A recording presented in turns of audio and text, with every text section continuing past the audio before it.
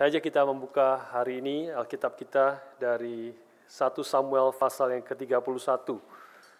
Pasal yang terakhir dari kitab 1 Samuel. Setelah beberapa bulan, saya tidak tahu apakah, saya tidak ingat sudah berapa bulan atau apakah sampai setahun atau tidak, kita membahas 1 Samuel ini. Ya. Kita akhirnya hari ini sampai kepada bagian yang terakhir, pasal yang ke-31 dari kitab 1 Samuel. Saya akan bacakan bagi saudara-saudara sekalian 13 ayat dari pasal 31 ini. Sementara itu orang Filistin berperang melawan orang Israel. Orang-orang Israel melarikan diri dari hadapan orang Filistin dan banyak yang mati terbunuh di pegunungan Gilboa. Orang Filistin terus mengejar Saul dan anak-anaknya dan menewaskan Yonatan, Abinadab, Malkiswa, anak-anak Saul. Kemudian makin beratlah pertempuran itu bagi Saul. Para pemanah menjumpainya dan melukainya dengan parah. Lalu berkatalah Saul kepada pembawa senjatanya, "Hunuslah pedangmu dan tikamlah aku, supaya jangan datang orang-orang yang tidak bersunat ini menikam aku dan memperlakukan aku sebagai permainan." Tetapi pembawa senjatanya tidak mau karena ia sangat segan. Kemudian Saul mengambil pedang itu dan menjatuhkan dirinya ke atasnya. Ketika pembawa senjatanya melihat bahwa Saul telah mati, ia pun menjatuhkan dirinya ke atas pedangnya, lalu mati bersama-sama dengan Saul. Jadi Saul, ketiga anaknya dan pembawa senjatanya dan seluruh tentaranya sama-sama mati pada hari itu. Ketika dilihat orang-orang Israel yang di seberang lembah dan yang di seberang sungai Yordan bahwa tentara Israel telah melarikan diri dan bahwa Saul serta anak-anaknya sudah mati, maka mereka meninggalkan kota-kota mereka lalu melarikan diri juga. Kemudian datanglah orang Filistin dan menetap di sana. Ketika keesokan harinya orang Filistin datang merampasi orang-orang yang mati terbunuh itu, didapati mereka Saul dan ketiga anaknya tergelimang di pegunungan Gilboa. Mereka memacung kepala Saul, merampas senjata-senjatanya, dan menyuruh orang berkeliling di negeri orang Filistin untuk menyampaikan kabar itu di kuil berhalanya dan kepada rakyat. Kemudian mereka menaruh senjata-senjata Saul di kuil Asitoret, dan mayatnya dipakukan mereka di tembok kota Bet-Sean. Ketika penduduk Yabes Gilead mendengar tentang apa yang telah dilakukan orang Filistin kepada Saul, maka bersiaplah segenap orang gagah perkasa. Mereka berjalan terus semalam-malaman, lalu mengambil mayat Saul dan mayat anak-anaknya dari tembok kota Bet-Sean. Kemudian pulanglah mereka ke Yabes dan membakar mayat-mayat itu di sana. Mereka mengambil tulang-tulangnya, lalu menguburkannya di bawah pohon tamariska di Yabes. Sesudah itu berpuasalah mereka 7 hari lamanya. Kita berdoa sekali lagi, mohon pimpinan Tuhan. Kami mohon Roh-Mu yang kudus yang sudah mewahyukan firman kepada para nabi, para rasul yang dituliskan bagi kami di dalam Alkitab. Juga Roh yang sama itu memimpin kami pada pagi siang hari ini. Roh kebenaran yang boleh memimpin kami masuk ke dalam kebenaran firman-Mu. Roh kebenaran yang boleh memimpin kami mengenal Kristus, memuliakan Kristus sang kebenaran itu. Tuhan pimpin dan berkati kami, sehingga kami boleh hidup sesuai dengan kebenaran Tuhan. Sehingga hidup kami boleh berkenan dan memuliakan nama Tuhan. Berkati hamba-Mu yang lemah dan berkati setiap pendengar jemaat-Mu yang lemah juga. Tolonglah setiap kami dan berbelas kasihanlah kepada setiap kami untuk kami boleh mengerti akan kebenaran firman-Mu dan Engkau yang membentuk hidup kami sesuai dengan kehendak-Mu. Terima kasih Bapa, di dalam nama Tuhan kami Yesus Kristus kami bersyukur, kami berdoa. Amin. Oke, saudara sekalian, akhirnya penulis 1 Samuel itu membawa kita kembali ke Gilboa untuk melihat apa yang sedang terjadi di sana. Ya, sementara itu orang Filistin sedang berperang melawan orang Israel. Ya, mereka sudah berperang dan kita seolah-olah digambarkan sampai di sana sudah terlambat, sedang berperang, perperangan sudah dimulai, sedang terjadi di sana. Kenapa saya katakan sudah terlambat? Karena sebenarnya pasal 31 yang tadi kita baca itu merupakan lanjutan dari pasal 28. Ya, saudara masih ingat minggu-minggu lalu. Dan penulis sepertinya tidak ingin langsung kita lompat ke dalam pasal 31 yang adalah sebenarnya kelanjutan dari pasal 28. Tetapi penulis membawa kita muter dulu sedikit, melihat dulu kejadian di peristiwa yang lain, yaitu dalam pasal 29 dan 30 yang dicatat di situ. Kita diajak melihat apa yang terjadi dengan Daud dan orang-orangnya. Sebelum kemudian dia membawa kita kembali ke Gilboa, di mana perang antara Israel dan Filistin telah dan sedang berlangsung di situ. Saudara sekalian, kesan yang kita dapat waktu membaca di sini, paling tidak kesan yang saya baca waktu saya mempersiapkan ini juga, bahwa penulis sepertinya tidak ingin kembali ke Gilboa, melihat peperangan yang terjadi di sana. Seorang penulis mengatakan secara sastra itu, penulis itu menyeret kakinya menuju ke Gilboa. Dan kalau kita membaca pasal 31, maka kita akan mengerti mengapa demikian.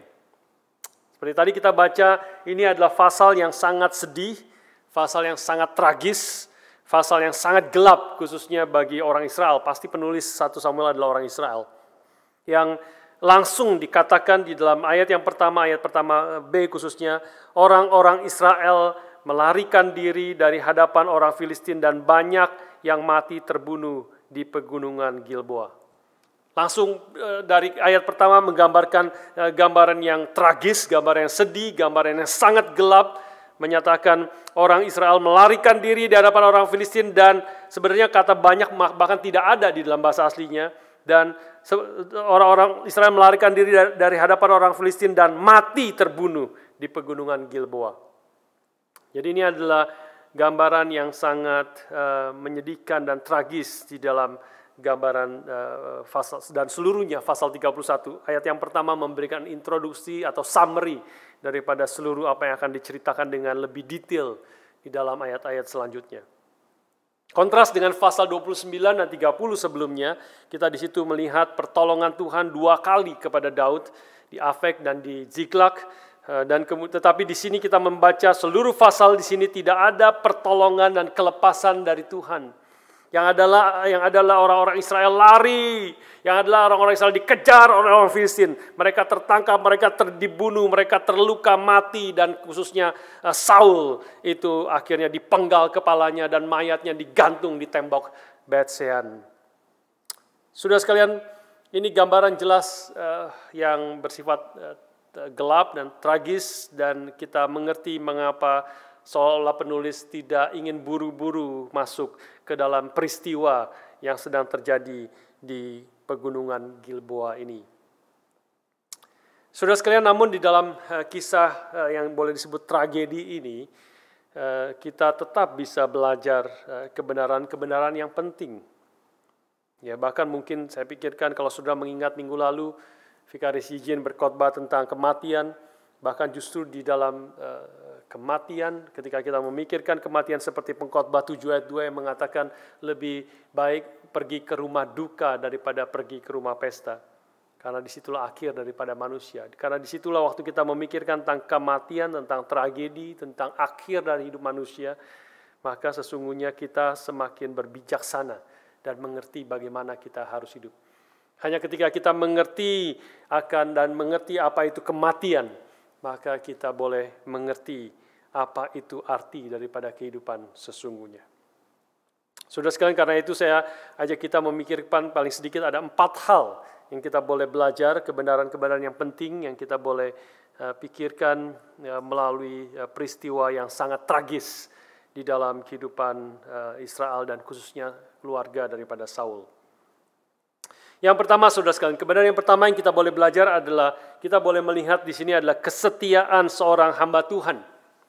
Ya, hamba Tuhan di sini khususnya saya refer kepada Yonatan yang dikatakan di dalam ayat kedua, langsung dikatakan orang Filistin terus mengejar Saul dan anak-anaknya dan menewaskan Yonatan, Abinadab dan Malkisua anak-anak Saul. Ya, khususnya kita akan fokuskan kepada Yonatan di sini karena kita tahu, kita mengikuti 1 Samuel seluruhnya. Yonatan adalah salah satu tokoh yang penting selain tentu Daud dan Saul dan Samuel tentu ya Nabi Samuel.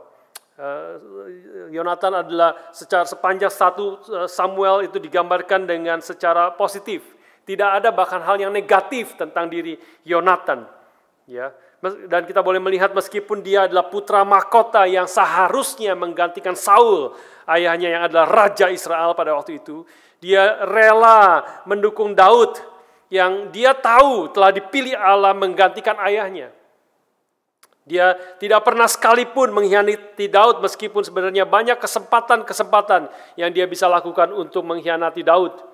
Sehingga Saul sendiri marah sekali kepada Yonatan, hampir membunuh dia dengan mengatakan, bodohnya kamu bodoh sekali. Mengapa engkau membela akan Daud yang akan menggantikan aku, yang berpotensi akan menggantikan aku menjadi raja, bukankah engkau seharusnya yang menggantikan aku sebagai raja, sebagai putra mahkota? Tetapi Yonatan tahu sekali bahwa bukan dia yang akan menggantikan ayahnya, tetapi Daud yang telah dipilih oleh Allah. Sehingga dia terus mendukung Daud, dia bahkan bersahabat dengan erat, dia sangat mengasihi Daud seperti mengasihi jiwanya sendiri. Kalau sudah membaca mengingat pasal yang ke-14 misalnya, itu salah satu peristiwa, salah satu pasal yang menggambarkan akan kesuksesan Yonatan. Kehebatan Yonatan, keberanian dia, hikmat daripada Yonatan. Dan itu dikontraskan khususnya dalam pasal ke-14 dengan kebodohan Saul. Kebodohan, kejahatan daripada Saul. Yonatan digambarkan sepanjang 1 Samuel sangat-sangat positif.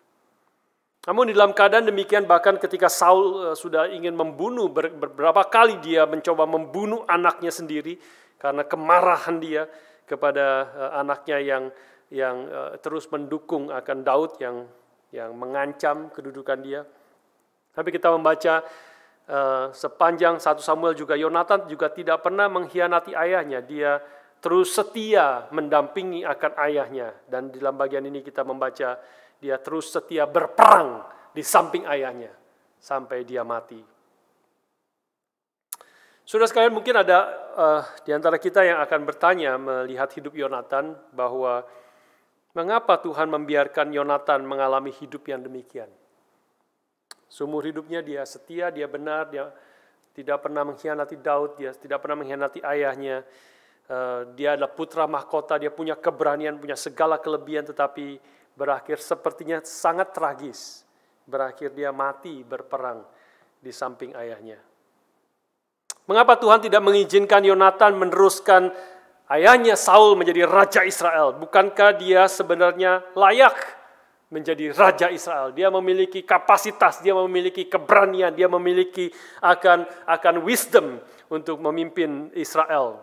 Atau paling sedikit mungkin sudah berpikir dari perkataan-perkataan antara Yonatan dengan Daud, paling sedikit bukankah seharusnya Tuhan mengizinkan dia memimpin dia menjadi orang kedua, tangan kanan daripada Daud, yang sebenarnya kelihatannya dia menginginkan itu di dalam kalimat-kalimat sebelumnya ketika dia berbicara dengan Daud. Paling sedikit aku menjadi orang kedua yang mendukung kau sebagai raja.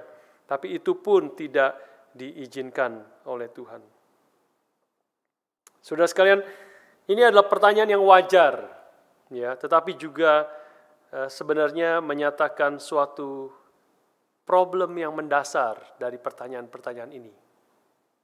Problem yang mendasar adalah kita berpikir, saudara dan saya di dalam zaman ini, kita dipengaruhi modernisme, sekularisme, postmodernisme, maka dan juga pemikiran dunia ini masuk ke dalam gereja orang-orang Kristen, bahwa kita berpikir dan kita mungkin percaya sedalam hati kita bahwa kalau kita itu setia mengikut Tuhan seperti Yonatan, kalau kita itu melakukan segala sebisa mungkin perintah Tuhan, kalau kita tidak pernah bolos ikut kebaktian, kalau kita rajin ikut di dalam persekutuan doa, kalau bahkan saya ikut di dalam pelayanan yang banyak, maka Tuhan harus dan Tuhan seharusnya memberi saya kesuksesan. Kalau saya sudah melakukan apa yang menjadi kehendak Tuhan, Maka kalau aku ada kesulitan dan pergumulan dan aku minta pertolongan dengan Tuhan, maka Tuhan harus menjawab doaku sesuai dengan keinginanku. Karena kita pikir kita layak menerima akan hal-hal ini.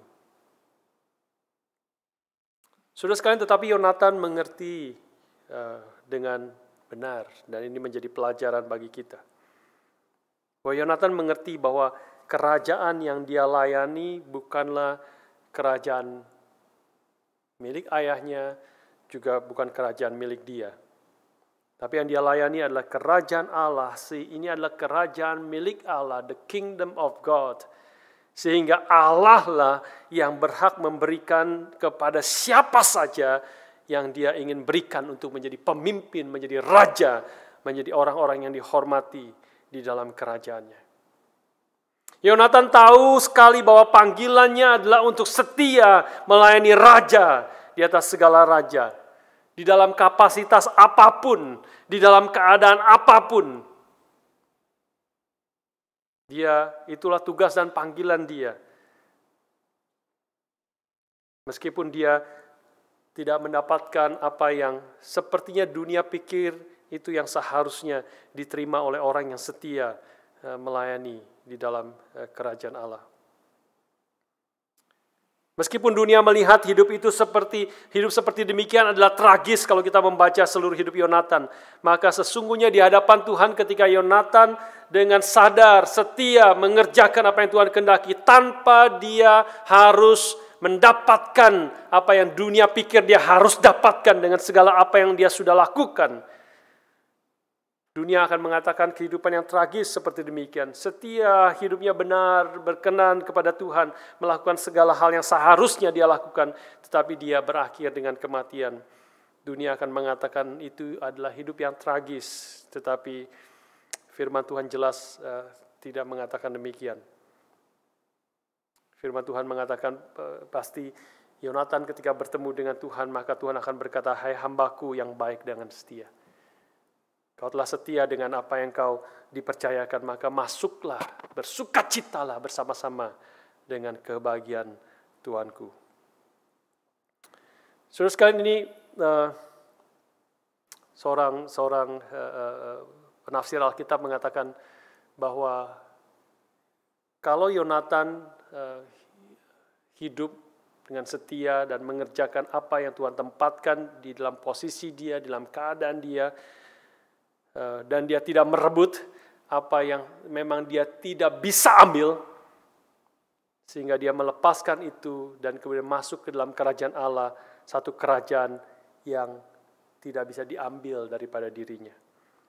Maka itu bukanlah kehidupan yang tragis.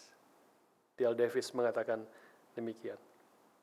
Saya percaya perkataan Dale Davis itu merupakan echo, ya, terinspirasi dengan atau oleh perkataan daripada Jim Elliot yang sudah sebagian besar pernah dengar, ya. Saya ulang sedikit, ini kalimat yang indah sekali. Kita mengetahui Jim Elliot dengan kawan-kawannya, dengan 4 temannya yang lain, para misionaris muda itu yang akhirnya karena pelayanannya kepada Auca Indian di Ekuador, mereka satu hari dibunuh oleh orang-orang Auca Indian itu. Dan hari itu 4 istri kehilangan suami mereka dan 9 anak kehilangan ayah mereka. Dan Elizabeth Elliot, itu istri dari Jim Elliot, mengatakan, dunia mengatakan hari itu adalah hari tragedi yang besar. Tapi mereka tidak tahu klausul kedua daripada kredo dari Jim Elliot yang mengatakan, he is no fool to lose what he cannot keep, to gain what he cannot lose. Dia yang kehilangan nyawanya, memang sesuatu yang dia tidak bisa pegang, nyawa kita ada di tangan Tuhan, dan untuk mendapatkan mahkota kehidupan, hidup yang kekal itu, yang tidak bisa dia hilang sama sekali, itu bukanlah orang bodoh. Itu bukanlah orang bodoh. Dunia bisa mengatakan itu tragedi, tetapi ini adalah kehidupan dan kesetiaan akan hamba Tuhan, hamba-hamba Tuhan. Saya percaya ini juga kehidupan Yonatan, saudara sekalian. Yonatan yang dengan setia seumur hidupnya mengerjakan apa yang Tuhan kehendaki di tempat di mana dia ada, di dalam posisi, dalam situasi yang dia ada. Dia terus setia meskipun sampai mati. Dan inilah hidup yang berkenan kepada Tuhan meskipun dunia akan melihatnya sebagai satu tragedi yang besar. Biarlah ini juga menggambarkan akan hidup kita. Ya, kehidupan Yonatan, kesetiaan seorang Yonatan, biarlah juga boleh mendorong hidup kita di dalam situasi keadaan apapun yang sedang kita hadapi. Kita boleh setia di dalam segala keadaan, situasi, kondisi yang Tuhan percayakan kepada kita di dalam masa-masa kehidupan kita sekarang ini dan juga bahkan sampai kita bertemu muka dengan Tuhan. Saya teringat di dalam salah satu sesi MPF, itu persekutuan profesional, ada salah seorang yang bertanya, Pak Budi, gimana kalau kita, saya khawatir kehidupan saya itu kemudian di dalam keadaan pandemik ini mungkin kehilangan pekerjaan, mungkin menjadi sulit sekali mendapat pekerjaan, dan kemudian mungkin hidup saya kemudian menjadi sangat tidak berhasil, tidak ada apa-apa lagi yang saya bisa banggakan di dalam dunia ini karena pekerjaan dan juga mungkin kehidupan saya dianggap gagal oleh orang-orang dunia ini. Saya kemudian katakan kepada dia bahwa saya percaya kita sebagai anak-anak Tuhan boleh pertama-tama memfokuskan hati dan pikiran kita kepada Tuhan, kepada kehendak-Nya. Dan kalau kita memfokuskan apa yang menjadi kehendak Tuhan dan kita dengan setia mengerjakan apa yang Tuhan inginkan, maka meskipun dunia ini menganggap kita gagal, kita pasti akan boleh berkenan kepada Tuhan dan pasti dengan cara yang dunia tidak mengerti dan mengenal, kita akan menjadi berkat bagi orang-orang lain. Saya kemudian ambil contoh seorang di dalam Kisah Para Rasul yang bernama Dorcas, yang hidupnya sangat sederhana, yang hidupnya hanya membuat baju kepada janda-janda yang miskin, yang tidak memiliki baju. Dia membuat baju setia. Dia tidak mengerjakan banyak hal. Kisah Para Rasul, kita tidak tahu apa yang lagi yang dikerjakan, tapi itulah yang dicatat dalam Kisah Para Rasul. Dia hanya membuat baju untuk janda-janda yang tidak punya baju, yang miskin. Tetapi ketika dia mati, Kisah Para Rasul mengatakan bahwa janda-janda ini begitu banyak orang berkumpul, janda-janda ini membawa baju yang dibuat oleh Dorcas yang diberikan kepada mereka. Mereka menangis, mereka bersyukur kepada Tuhan. Mereka mengatakan bahwa inilah baju-baju yang telah dikerjakan oleh Dorcas untuk kami menjadi berkat, menjadi pertolongan bagi hidup kami. Saudara sekalian, orang Tuhan berikan keadaan yang bisa berbeda-beda di dalam kehidupan kita. Tapi saya percaya ketika kita setia, kita mengerjakan apa yang Tuhan kehendaki di dalam situasi hidup kita, di dalam konteks hidup kita yang berbeda-beda, biarlah kita boleh tetap hidup memuliakan Tuhan. Ya, meskipun dunia tidak menganggapnya demikian. Dunia menganggap hidup Yonatan tragis. Tetapi sesungguhnya di dalam ketragisan ini, dia memiliki hidup yang berkenan kepada Tuhan dan menjadi juga dukungan yang besar sebenarnya kepada Daud. Saudara sekalian, hal yang kedua yang kita boleh lihat di dalam keadaan atau peristiwa yang tragis ini, kita bisa belajar juga hal yang penting.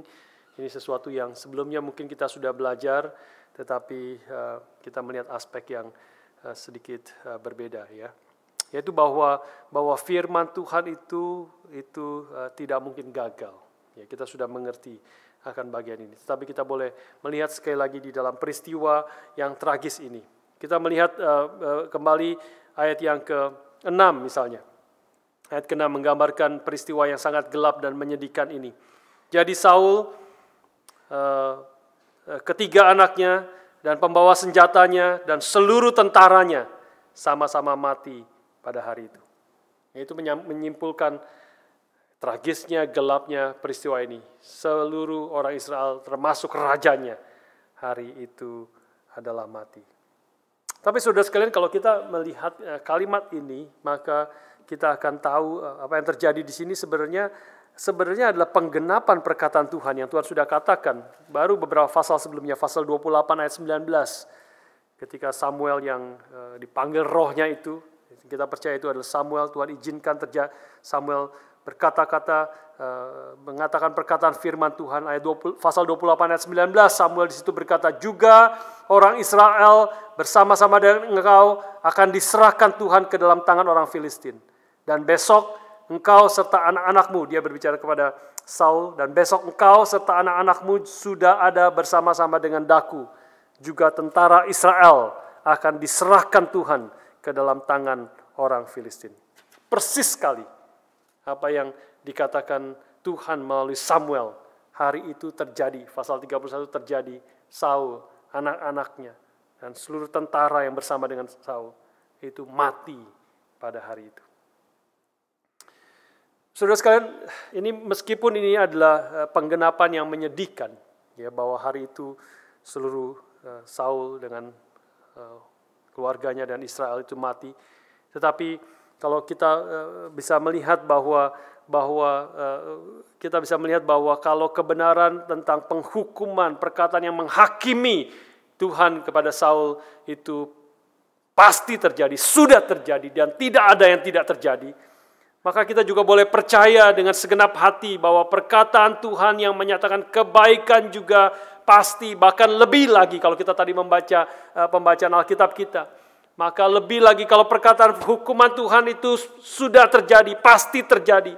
Bahkan lebih lagi perkataan anugerah, perkataan kebaikan, janji-janji Tuhan kepada umatnya yang setia kepada Tuhan. Maka itu pasti lebih lagi akan terjadi. Saudara sekalian, saya ajak kita membuka satu ayat saja berkaitan dengan hal ini. Yeremia pasal yang ke-32. Ayat yang mungkin dulu sekali saya pernah kutip bagi saudara. Yeremia pasal 32. Saya ajak kita membaca bersama-sama dua ayat. Yeremia pasal 32 ayat yang ke-40 dan 41. Yeremia 32 ayat yang ke-40 dan ayat yang ke-41. Mari kita membaca bersama-sama kedua ayat ini. Aku akan mengikat perjanjian kekal dengan mereka, bahwa aku tidak akan membelakangi mereka, melainkan akan berbuat baik kepada mereka.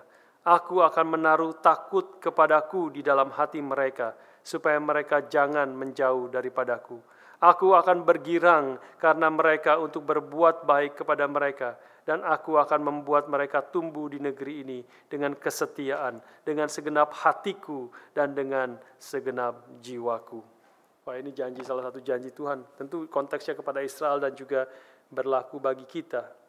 Tuhan yang sudah mengikat perjanjian kekal dengan kita juga. Bahwa dia tidak akan membelakangi kita, melainkan akan berbuat baik kepada kita. Bukan hanya berbuat baik, tetapi ayat 41 mengatakan, aku akan bergirang karena mereka untuk berbuat baik. I will rejoice in doing them good. Bukan hanya rejoice in doing them good, tetapi Tuhan mengatakan, aku akan melakukannya dengan segenap hatiku dan dengan segenap jiwaku. Wah, itu janji yang luar biasa dari Tuhan kita. Janji yang luar biasa, dia melakukan itu, menyatakan kebaikan-kebaikan kepada kita. Dan tentu kebaikan yang terbesar, yang melalui lagu-lagu yang kita nyanyikan hari ini, kita diingatkan kebaikan terbesar. Tuhan menyatakan janjinya itu yang terutama, dia sudah nyatakan, yaitu melalui Yesus Kristus. Kebaikan yang terbesar yang dia nyatakan kepada kita. Dengan segenap hatinya, dia menyerahkan nyawanya. Dengan kerelaannya, karena kasihnya kepada kita, dia menyerahkan nyawanya bagi kita. Dia melakukannya dengan segenap hati kita. Segenap hatinya dan segenap jiwanya untuk kebaikan kita. Saudara sekalian, biarlah oleh peristiwa yang tragis ini, perkataan Tuhan yang pasti terjadi dan sudah terjadi di dalam hidup Saul, penghakiman yang mengerikan, tapi juga kita melihat bahwa janjinya, kebaikannya, dia juga pasti akan terjadi di dalam hidup kita.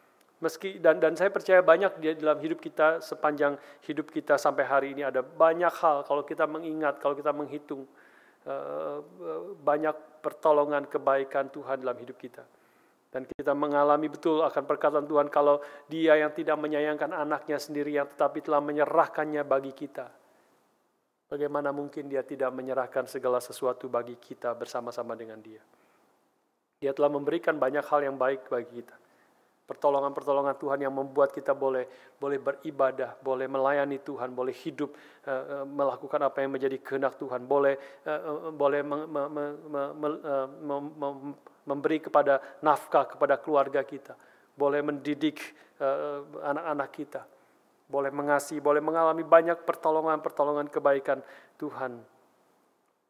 Tetapi kalau sudah dalam masa ini, sekarang ini ada masa-masa yang sulit, yang sudah tidak bisa melihat apa kebaikan Tuhan. Tuhan mengatakan, aku akan bersuka cita melakukan kebaikan kepadamu dengan segenap hatiku, segenap jiwamu. Kita mungkin hari ini dalam kesulitan pergumulan kita tidak bisa melihat itu. Tetapi biarlah dengan melihat ke belakang dan mengerti apa yang Tuhan sudah kerjakan di atas kayu salib, kita diberikan iman, dan itulah hidup kita. Kita berhidup dengan iman, bukan dengan penglihatan. Bukan apa yang dapat kita lihat dan rasakan sekarang, tapi berdasarkan iman dan janji Tuhan. Berdasarkan juga apa yang sudah Dia kerjakan di dalam masa yang lalu. Berdasarkan juga janjinya pada hari yang akan datang, bahwa Dia akan menggenapi rencana keselamatannya itu bagi kita. Bahwa semua yang telah dipanggilnya, semua yang telah dibenarkannya, pasti akan dimuliakannya. Karena itu kita boleh berjalan terus, berpegang kepada Tuhan, karena perkataan Tuhan, janji Tuhan, kita boleh pegang meskipun hari ini, saat ini, mungkin kita tidak dapat melihat dan merasakannya. Biarlah kita boleh walk by faith, not by sight. Karena janji Tuhan adalah janji yang benar dan kekal dan pasti.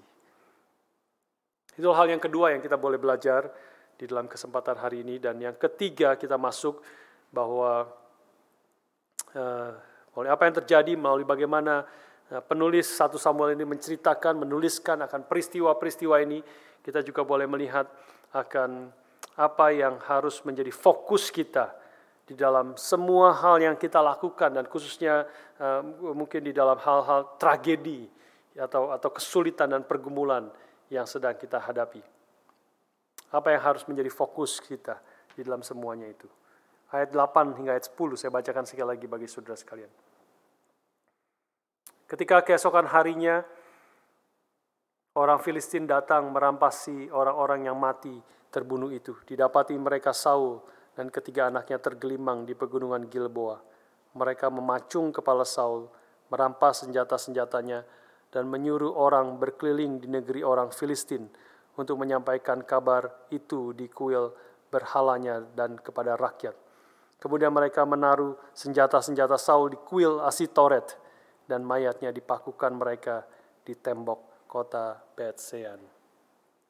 Saudara sekalian, penulis 1 Samuel menceritakan dengan detail kekalahan total Israel dan juga penghinaan kepada Raja Israel sesungguhnya. Ya, dengan detail diberitakan ke segala tempat, segala kota, dan kekalahan daripada Israel itu.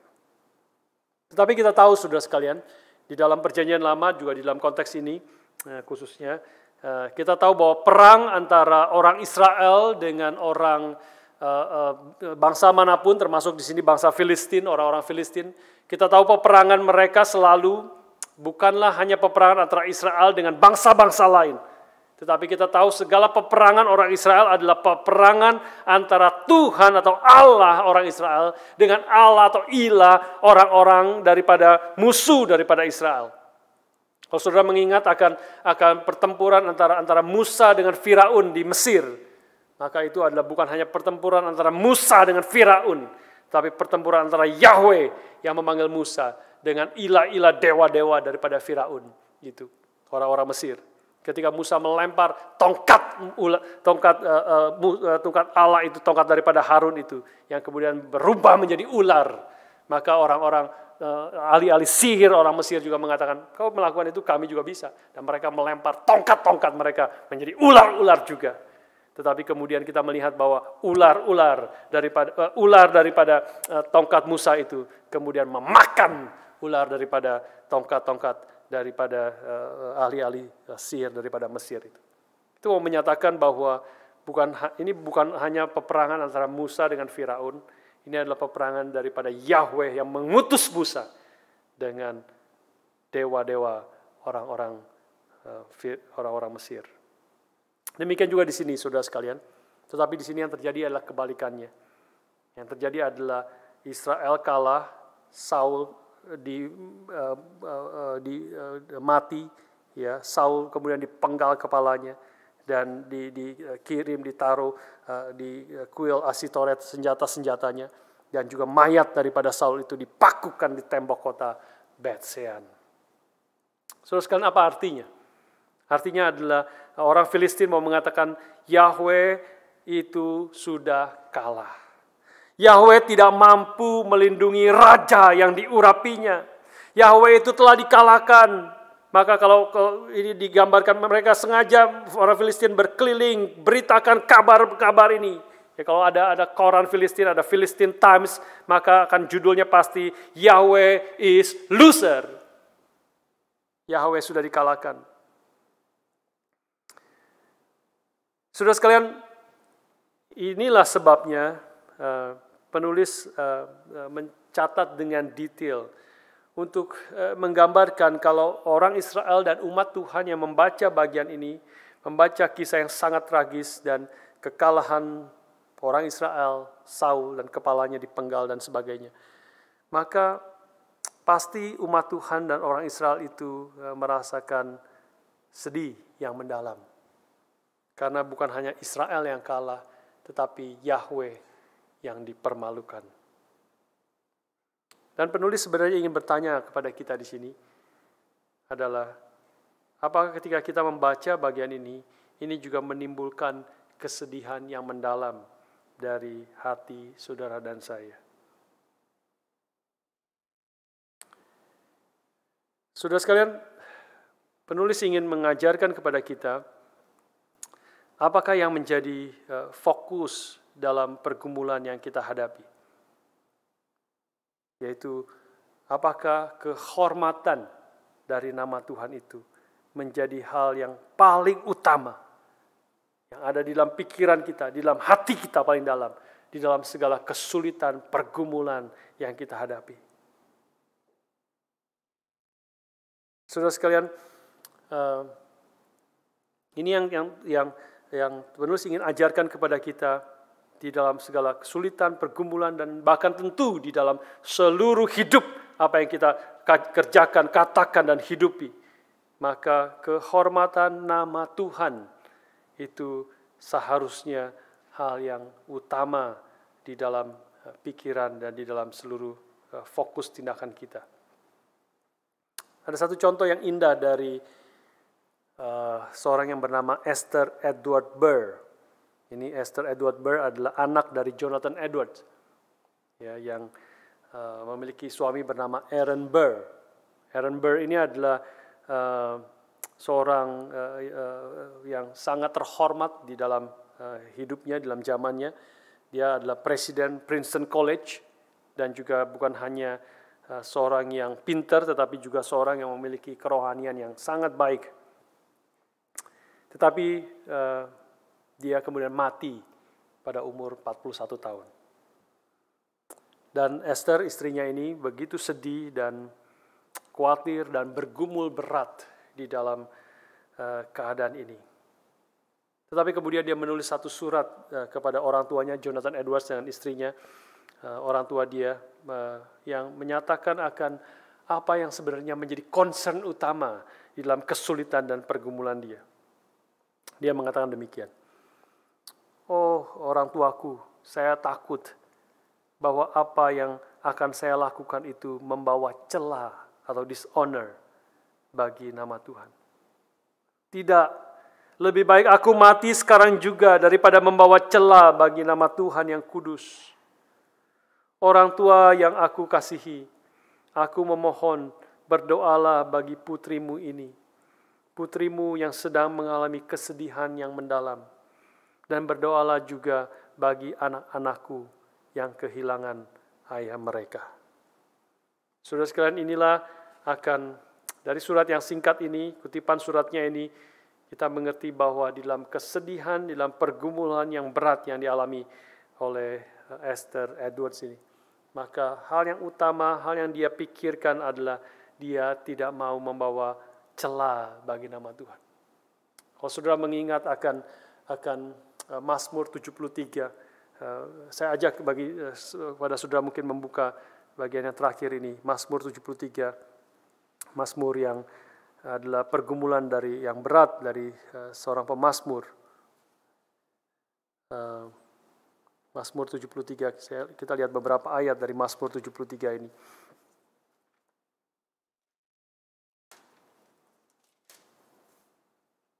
Kita lihat beberapa ayat ya. Mazmur 73 dari ayat yang pertama. Mazmur berkata, sesungguhnya Allah itu baik bagi mereka yang tulus hatinya, bagi mereka yang bersih hatinya. Tetapi aku sedikit lagi maka kakiku terpeleset, nyaris aku tergelincir. Sebab aku cemburu kepada pembual-pembual kalau aku melihat kemujuran orang-orang fasik. Sebab kesakitan tidak ada pada mereka, sehat dan gemuk tubuh mereka. Mereka tidak mengalami kesusahan manusia dan mereka tidak kena tulah seperti orang lain. Sebab itu mereka berkalungkan kecongkakan dan berpakaian kekerasan. Karena kegemukan, kesalahan mereka menyolok, hati mereka meluap-luap dengan sangkaan. Mereka menyindir dan mengata-ngatai dengan jahatnya. Hal pemerasan dibicarakan mereka dengan tinggi hati. Mereka membuka mulut melawan langit dan lidah mereka membual di bumi. Sebab itu orang-orang berbalik kepada mereka, mendapatkan mereka seperti air yang berlimpah-limpah. Dan mereka berkata, bagaimana Allah tahu hal itu? Adakah pengetahuan pada yang maha tinggi?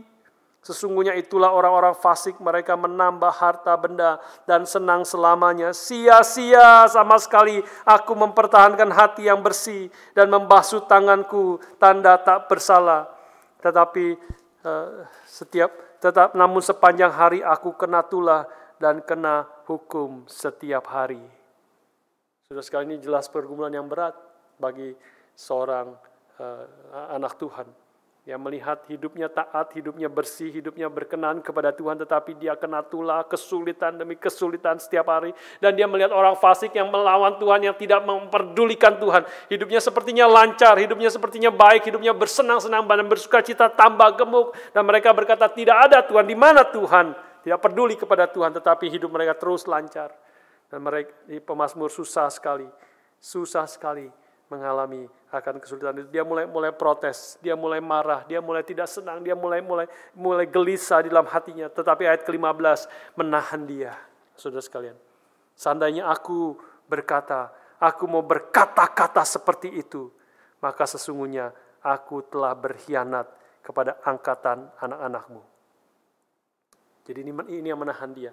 Yang menahan dia adalah dia tidak mau berkhianat kepada anak-anaknya. If I had said this, I will speak thus, I would have betrayed your children. Angkatan anak-anakmu, anak-anak daripada Tuhan, yang milik Tuhan. Dia tidak mau mengkhianati. Dia tidak mau menjadi batu sandungan kepada orang-orang. Dia tidak mau nama Tuhan dicela dan dihina. Karena kemarahan, karena protesnya, karena kesedihannya, karena akan kegelisahan akan jiwanya.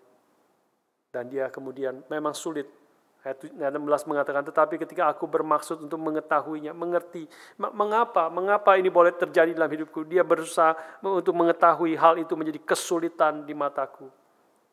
Sampai ayat 17 baru turning point.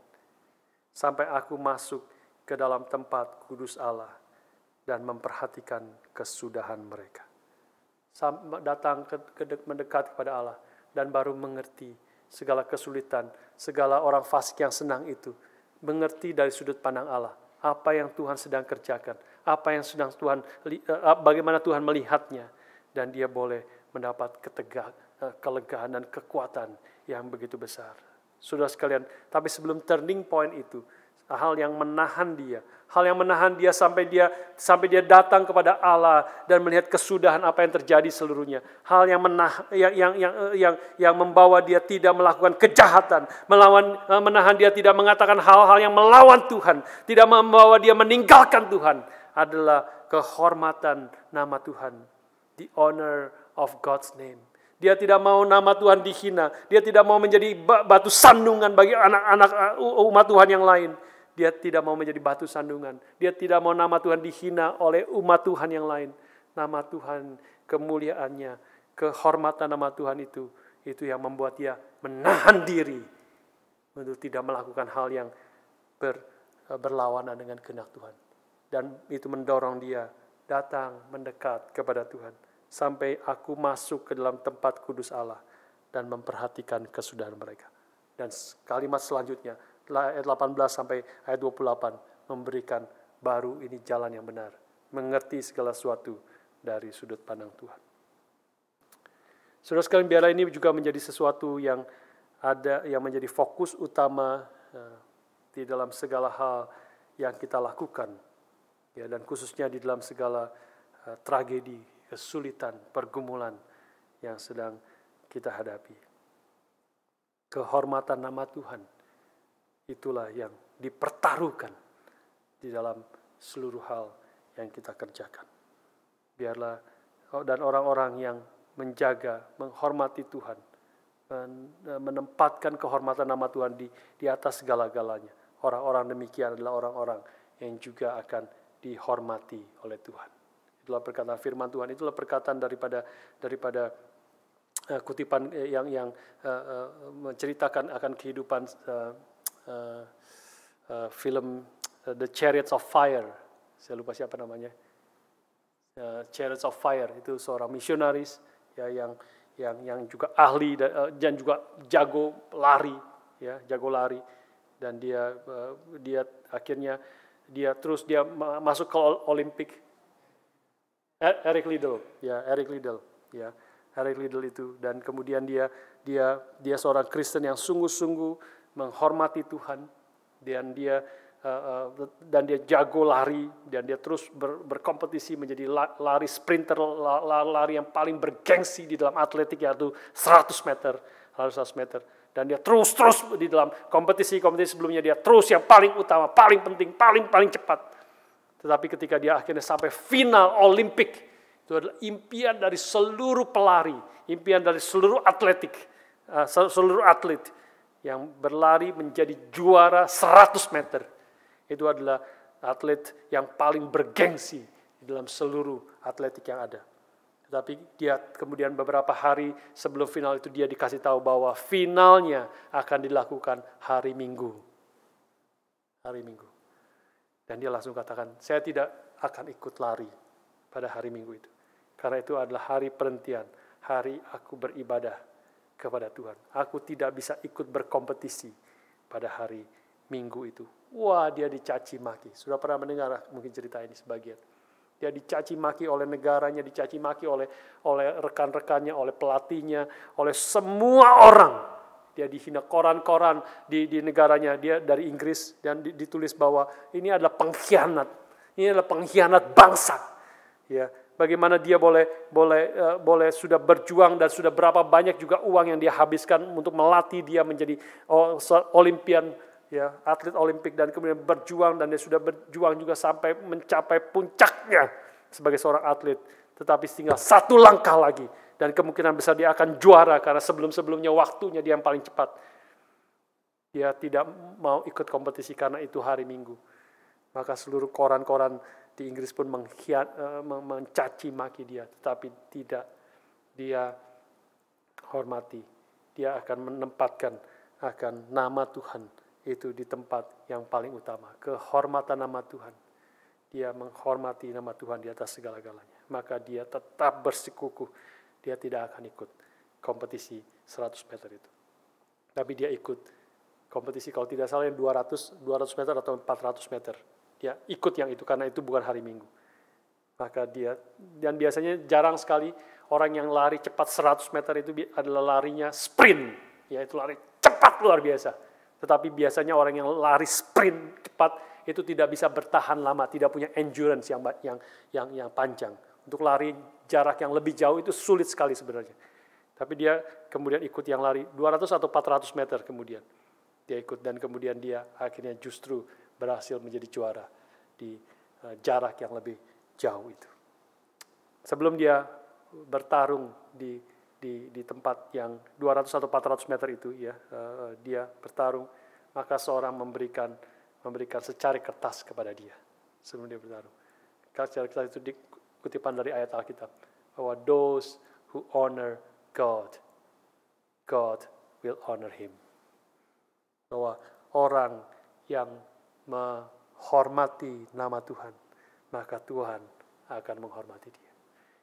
Saudara sekalian, itulah yang terjadi di dalam hidup umat Tuhan. Inilah yang juga penulis Alkitab 1 Samuel 31 ingin mengingatkan kita. Ketika melihat nama Tuhan dihina, ketika melihat nama Tuhan melalui kematian Saul, bukan hanya menggambarkan kematian Saul dan kekalahan Israel, tapi menggambarkan kekalahan Yahweh dan penghinaan kepada Yahweh. Biarlah hati kita juga turut sedih, hati kita turut berduka. Itu mau menunjukkan bahwa kehormatan dan kemuliaan nama Tuhan adalah di atas segala-galanya di dalam hidup kita. Yang terakhir, saudara sekalian, yang terakhir kita juga boleh melihat di sini, kita belajar akan gratitude, akan kemurahan dan kebaikan daripada umat Tuhan sebagai respons akan kebaikan Tuhan. Kita melihat, saudara sekalian, ayat yang terakhir, 11-13, bagian terakhir. Saya bacakan sekali lagi bagi saudara. Ketika penduduk Yabes Gilead mendengar tentang apa yang telah dilakukan orang Filistin kepada Saul, maka bersiaplah segenap orang gagah perkasa. Mereka berjalan terus semalam-malaman, kira-kira itu 20-22 mil, ya. Itu lalu mengambil mayat Saul dan mayat anak-anaknya dari tembok kota Bet-Shean. Kemudian pulanglah mereka ke Yabes dan membakar mayat-mayat itu di sana. Mereka mengambil tulang-tulangnya lalu menguburkannya di bawah pohon tamariska di Yabes. Sesudah itu berpuasalah mereka 7 hari lamanya. Meskipun biasanya orang Israel tidak membakar, tetapi karena kemungkinan besar sudah mulai membusuk mayat ini, kemungkinan besar juga karena tidak ada kepalanya, mengerikan, ya, dan sebagainya. Jadi ini adalah mungkin appropriate sekali. Mereka berjuang semalam-malaman dan melewati bahaya sebenarnya, dan kemudian menurunkan mayat itu, mengambilnya, membakarnya, lalu menguburkannya. Sesudah itu mereka berpuasa selama 7 hari lamanya. Mengapa orang-orang Yabes Gilead ini melakukan ini? Ya, itu pertanyaannya. Siapa orang Yabes Gilead ini? Siapa mereka? Ya. Kalau saudara masih ingat pasal 14 beberapa bulan yang lalu kita berkhotbah tentang hal itu, pasti tidak ingat, sudah lama sekali. Ya, pasal 11. Di situ diceritakan tentang orang-orang Yabes Gilead ini. Ini adalah pasal 11 menceritakan bagaimana Saul itu setelah diurapi menjadi raja, maka kemudian dia berhadapan dengan orang-orang Yabes Gilead ini. Siapa orang Yabes Gilead ini? Adalah orang-orang Israel yang di dalam satu tempat yang di nama Yabes Gilead ini, maka mereka adalah orang-orang yang diancam, yang dikalahkan oleh bangsa Amon, ya, yang menyerang mereka, dan kemudian mereka berkata, "Oke, Amon, pemimpin Amon, Raja Amon, kami sudah kalah, buatlah perjanjian dengan kami dan kami akan melakukan apa saja yang kau inginkan." Mereka mengaku kalah dan mereka akan tunduk kepada Raja Amon itu, ya, Raja bangsa Amon.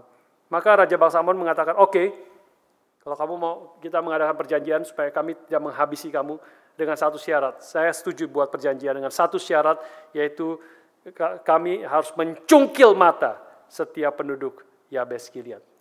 Mencungkil mata mereka. Saudara-saudara, kalau saudara masih ingat peristiwa itu, ya, maka itu adalah bukan hanya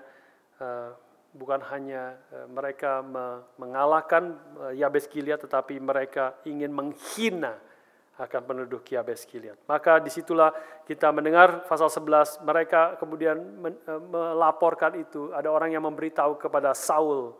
Maka Saul dengan tentara-tentara, dengan ribuan tentaranya datang menolong Yabes Gilead dengan menghancurkan akan bangsa Amon itu, tentara Amon itu.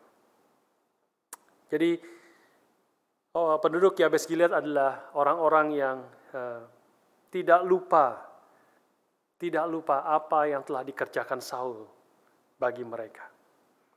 Mereka hati mereka tetap penuh dengan syukur, terima kasih kepada Saul, sehingga mereka melakukan sesuatu yang indah di sini. Meskipun Saul sekarang sudah gagal, meskipun Tuhan sudah meninggalkan dia, meskipun kemudian dia sekarang sudah mati bahkan di penggal kepalanya, tetapi mereka ingat bahwa dulu, berapa waktu yang lalu, berapa tahun yang lalu mungkin, Saul pernah menolong mereka dari penghinaan dan kehancuran dan menjadi juru selamat daripada mereka.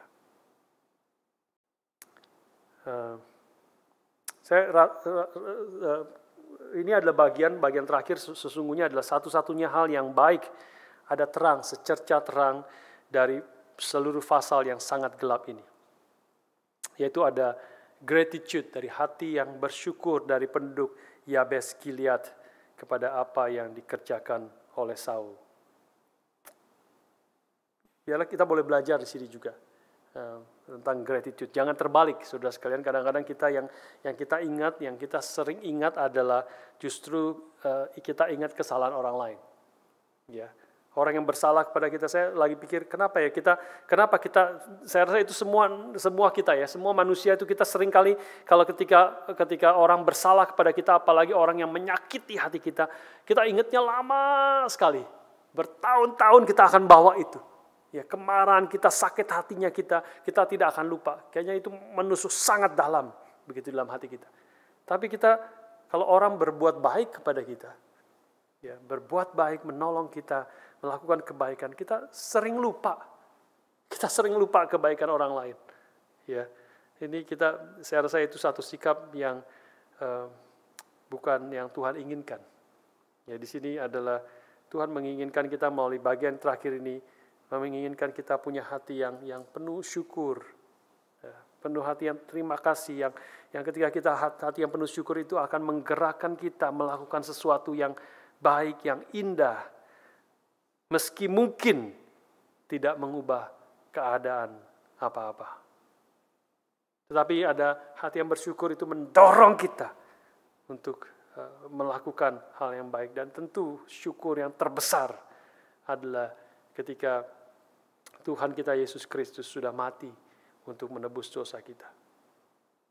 Kalau kita mengingat bagaimana peristiwa Kristus disalib, maka kita melihat juga ada perempuan-perempuan yang hidupnya dahulu dalam hidup mereka telah disentuh, ditolong, diberkati, diampuni oleh Kristus. Kita membaca ketika Kristus itu ditangkap, disalib, maka ada perempuan-perempuan itu yang terus mengikuti dan memandang kepada Kristus ketika dia ditangkap, dianiaya, bahkan disalibkan.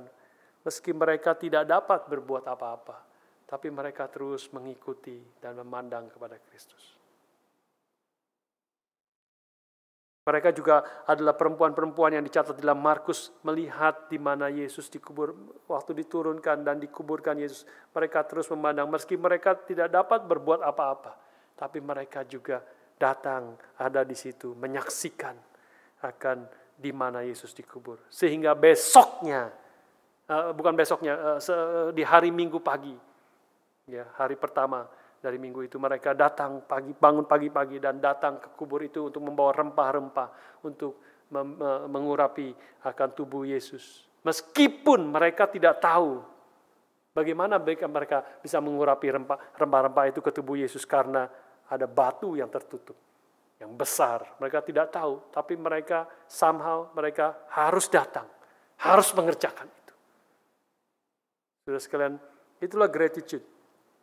Gratitude adalah dorongan hati kita harus mengerjakan sesuatu sebagai respons kita kepada Tuhan. Meskipun kita tidak tahu apakah itu akan menolong, membantu, kita mungkin tidak mengerti.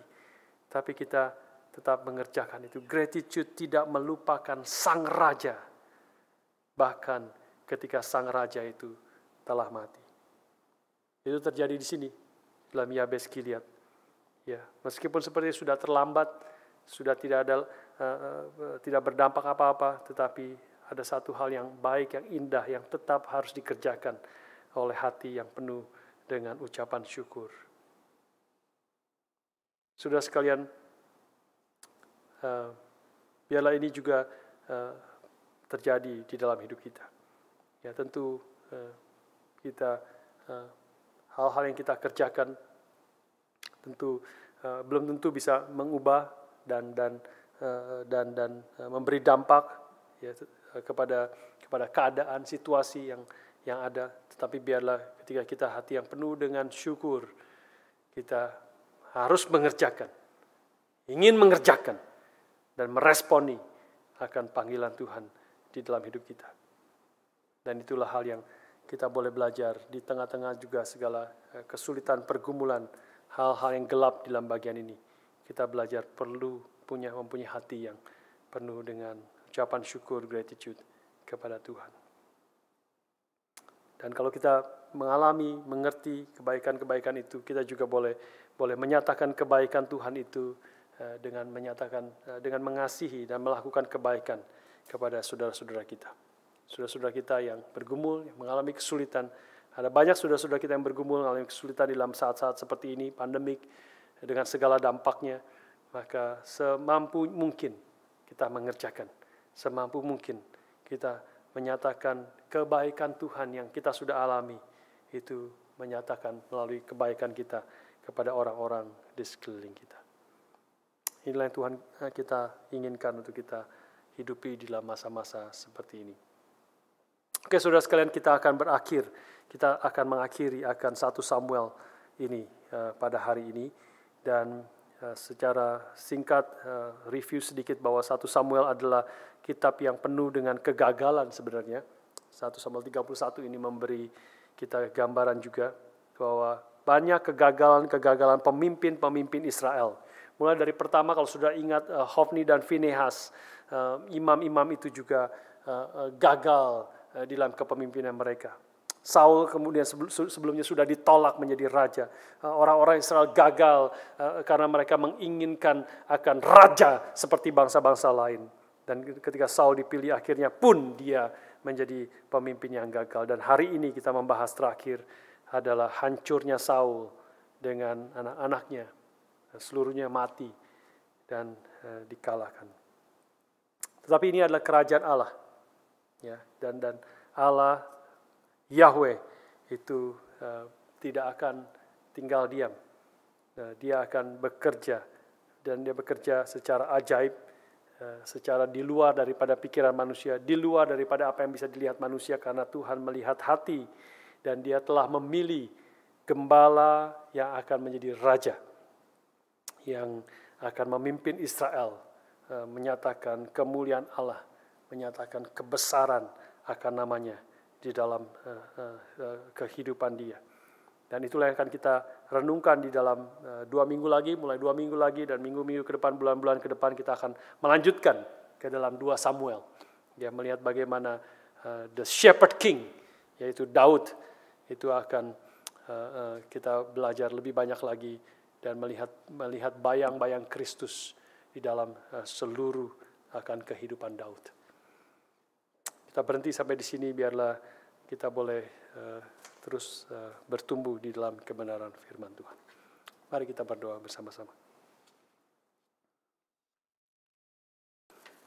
Bapa di surga, kami ingin bersyukur untuk hari ini, untuk semua kebenaran yang boleh kami terima, dan kami khususnya bersyukur selama beberapa bulan terakhir Engkau sudah memimpin kami untuk belajar merenungkan kitab 1 Samuel yang banyak berita-berita yang tragis, tapi sekaligus juga banyak kebenaran-kebenaran yang boleh kami terima.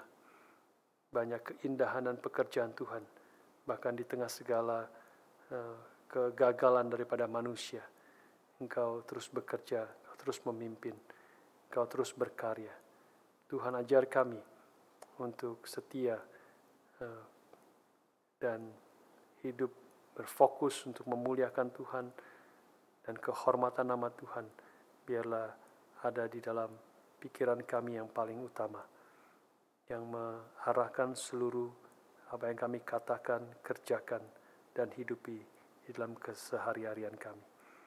Ajar kami juga memiliki hati yang penuh dengan ucapan syukur karena kebaikan Tuhan di dalam hidup kami, bahkan terutama karena anak-Mu yang tunggal Yesus Kristus, kebaikan yang terbesar Engkau nyatakan melalui kematiannya bagi kami manusia yang berdosa. Terima kasih Bapa, kami bersyukur dan menyerahkan juga minggu-minggu ke depan, bulan-bulan ke depan ketika kami akan memasuki 2 Samuel. Pimpin kami juga boleh terus bertumbuh, makin mengenal Tuhan dan firman-Mu di dalam mengerti pekerjaan Tuhan, khususnya melalui hamba-Mu yang Kau telah pilih menjadi Raja Israel, yaitu Raja Daud. Berkati dan pimpin setiap kami ya Tuhan. Dalam nama Tuhan kami Yesus Kristus, Penebus dan Juru Selamat kami yang hidup, kami berdoa dan mengucap syukur. Amin.